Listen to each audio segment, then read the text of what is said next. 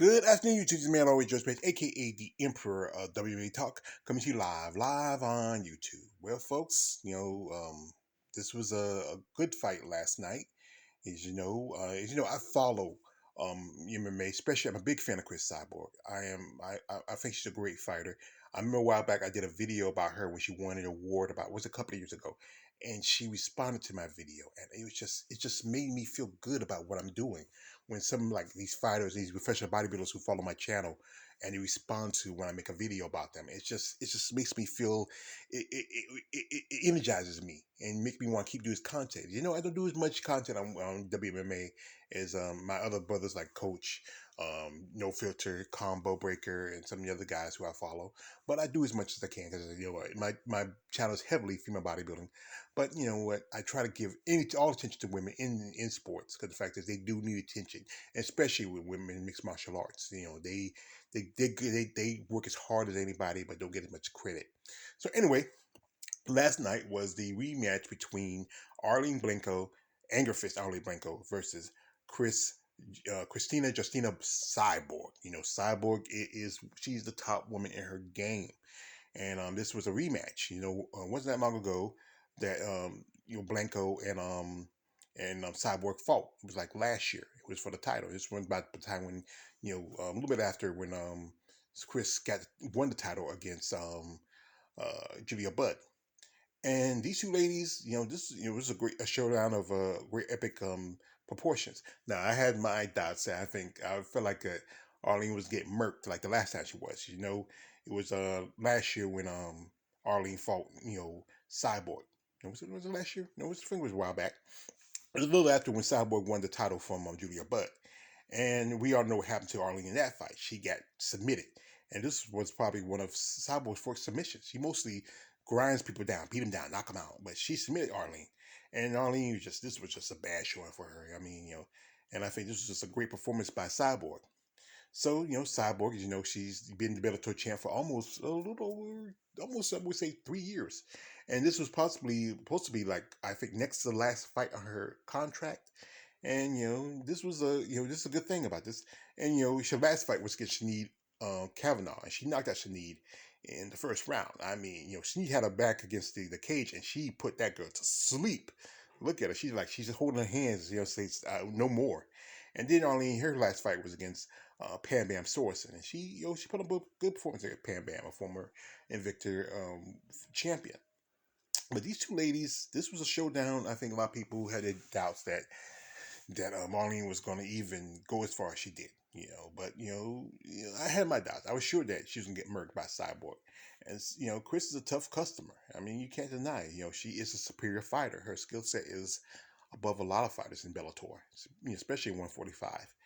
And these two ladies, they were fighting. It was just Bellator 279, and we're fighting Hawaii. Last was it Friday night they had 278, and the main event was Velasquez versus Carmouche. This was the main event for this fight, and they really, I think there's a lot of good amount of respect between Cyborg and Arlene Blanco, and got to give it that.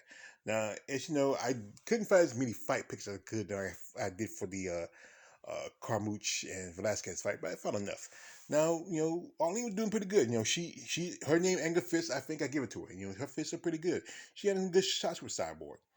But one point is here when Cyborg is around about the second round. Cyborg threw a straight right and knocked Arlene down, and she went at Arlene. But the problem was during that time when she had her, get longest to the cage, Cyborg did need the down opponent. She lost a point in that fight. But they went back and Arlene she was getting smashed against the cage. I mean, Cyborg is using her strength. But Arlene kept on going forward. She was putting up a good fight. She was even, putting some good shots against Chris. But Chris did it, really you see she got a vicious cut on her over her right eye. She was bleeding, real bad. But Chris is just the dominant performer.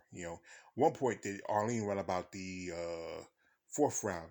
Arlene did get a knockdown on Cyborg. She did. And she did pretty good. I mean, but there was the part went to the end of the fifth round, but the last 30 seconds of it, Arlene called out Cyborg coming in the middle of the ring. You shouldn't do that. No, I don't think Arlene should have done that. I think she should have just, fought the best fight she caught. She did. She fought this fight went the distance. And usually sometimes the rematches, especially if you knock somebody out quickly or put them out quickly, sometimes like I remember like Rose versus Joanna Jacek when they had a second fight went the distance, and Rose against um uh Wally Zhang, the second fight went the distance. It happens every now and then, especially when a fighter understands how her opponents fights. I think with Cyborg, I think she was fighting a little more smart. Remember her fight against Felicia Spencer, how it went the distance. But Arlene was just, she was bleeding all over the place. She was getting smashed. I mean, most of the night, you know, Saba was doing some mean kicks, especially in her face. You could see how her jaw is like, her jaw like it might be cracked. Her eyes busted. Her other eye look like it's swollen. I mean, she's bleeding. Cyborg has a few, battle wounds on her. Most of the blood is from Arlene. But, Cyborg was just, she put on a dominant performance as usual. And the fight ended by unanimous decision in favor of the champ, Chris Cyborg. And congratulations to champ, she who still is the women's 145 champion. So, and no shade on Arlene Blanco. She put up a good fight this time. Her strategy was, not as good as it was, but what, she had a good showing for it. I ain't gonna say the word moral victory because moral victories don't mean nothing. It don't mean anything. It's not a real victory. It's just something that people make up to say to give people to give the loser, some support. But the fact is, I don't want to say moral victory. She did put up a good fight. That's all I'm gonna say. So now Chris is now, this was I think her fifth fight under Bellator. Her rematches against Leslie Smith, her fight against Blanco, her fight against Shanita Connor. The first fight, this is I think her fourth title defense in her fifth fight. But I think she's supposed to have one more fight in her contract. I was trying to think, or this is supposed to be the last fight. And what Chris want to do in the future, she's set. If she want to fight one more time on the Bellator, that's good. If she can want to walk out, but the fight everybody wants to see is Chris Cyborg versus Kat Zingano. Now, Kat ducked the fade. She said she wanted to take a warm-up fight. She was going to fight Pam Sorensen, but Pam had to drop out because of an injury.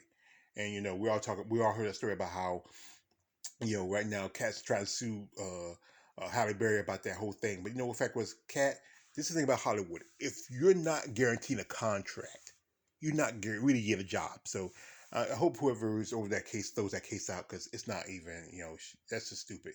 If you're not carrying Halle Berry could say, yeah, we'll call you. Don't call us, we call you. That's how typically that's how they do in Hollywood. So you're not guaranteed a job, Kat, until you get a contract. So forget that. But more likely we'll probably see. More likely we might see her fight, sometime soon. But she has to fight Chris Cyborg because Chris wants that fight. For Arlene, she's a mother from a boxer. A lot of respect to her. She did came in and put on a good performance. She still toe to the top to the champs. Kind of redeemed herself from her last fight when she really got submitted. So what's her future? Well, there's no point in having a third fight with Chris Cyborg. It wouldn't make sense. As usually when you have a third fight is because the champion has whoever the champion gets one and the opponent gets one. People like Joe Frazier versus Ali or Gotti versus Ward or Sugar Ray Leonard versus um what's it God, what's the guy's name? I know the game. He's I forgot his name. Roberto Duran. They had those three fights because the fact was Roberto won the first one, Sugar won the second one, and then Sugar won the last. And same thing with the other two. But Arlene's future is, she could go back to boxing, even though boxing don't make a lot of money for women. It's an alternative for her. She might do pretty good back in boxing. She was a champion in boxing. You know, she's a mother. She probably want to go back to Australia, spend time with family. And this thing is, she's part of Wicked John Gym. Jackson Wink. Jackson Winkle John is the cursed gym. Same gym with Holly Holmes, and a couple of other fighters. But there's a possibility she might fight Kat Zingano. I think Kat will probably take that fight because she needs a warm up fight before she fights Chris.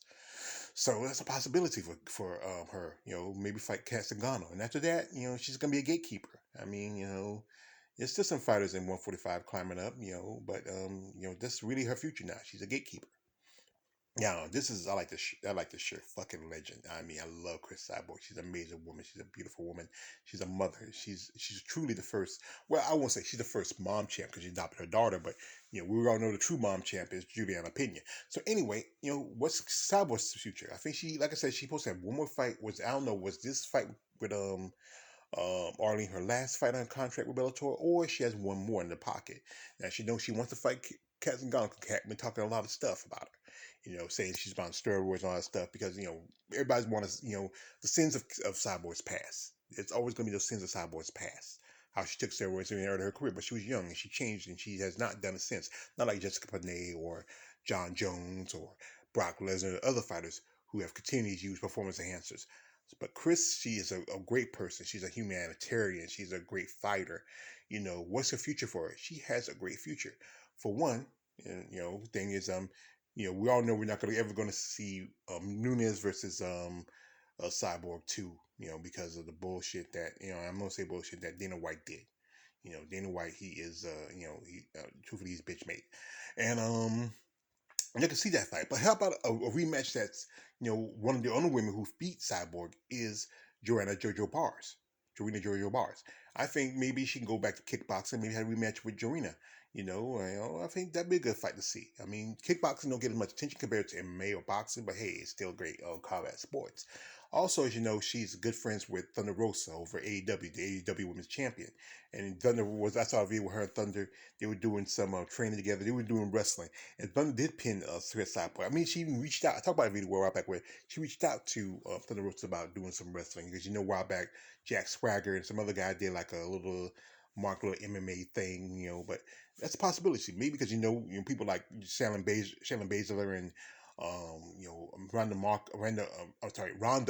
Rousey over there in WWE, and they've been wrestling for quite some time. Maybe like I said, Cyborg is 36 years old, and but she's been do a lot of rough and stuff, and I think she can handle wrestle training. Maybe do that for a couple of years. AEW is a great place to go, and AEW is like Bellator. It gives you options. I've seen many AEW fighters fight on independent circuit where WWE you kind of like UFC. They don't let their fighters fight outside of WWE. You contract it. Even though say you're not uncontracted workers, pretty much we all know Dana White takes his ideas from Vince McMahon. So that's a possibility for, Cyborg. She can open her own school. Like she's good friends with Mario Renault. And also she could be I think she works some kernels of some fights. Oh, also Cyborg has her own organization back in Brazil where she posts on her YouTube channel where they have fights. I think Bellator should start doing recruiting with Cyborg with some of those fighters. Because Bellator needs to open up their more women's divisions. Because I'm gonna talk about that later. I'm gonna put it together and talk about that. But Chris has a great future, whatever she does. I mean, she's a great woman. She's a great fighter. She's a loving mother and friend. She could be a trainer. She could be, like I said, again, she has her own organization back in Brazil. Maybe she could even try to expand it, open up here in the United States. There's a lot of fighters who like the opportunity to compete. And, if she has the means, the ways, and the sponsors, she could do that. So, like I said, Cyborg's a great person. Congratulations to the champ. She has the world as her oyster. Like I said, she's still a young woman at 36. As a fighter, that's already halfway close to retirement. But you know what? She's done what she's done. Has a great record. No shade on that. She has some controversy, but I think she has a good future, whatever she does. You know, and I hope like I said, I'm a fan of Cyborg. Whatever she does, I support her. I did support her working with Burger King Jr. Triple C. She need him. I don't know why she did that for it, but like I said, congratulations to Chris Cyborg, and much appreciation to Arlene Angerfist Branco for putting on a good performance last night. Like I said, people who have so much doubt about women in MMA, but truthfully, women in MMA fight with their hearts and they fight viciously. And much respect to all women in combat sports. Anyway, this is man always just page, aka the Emperor of WMA Talk. Don't like, subscribe. I'm out.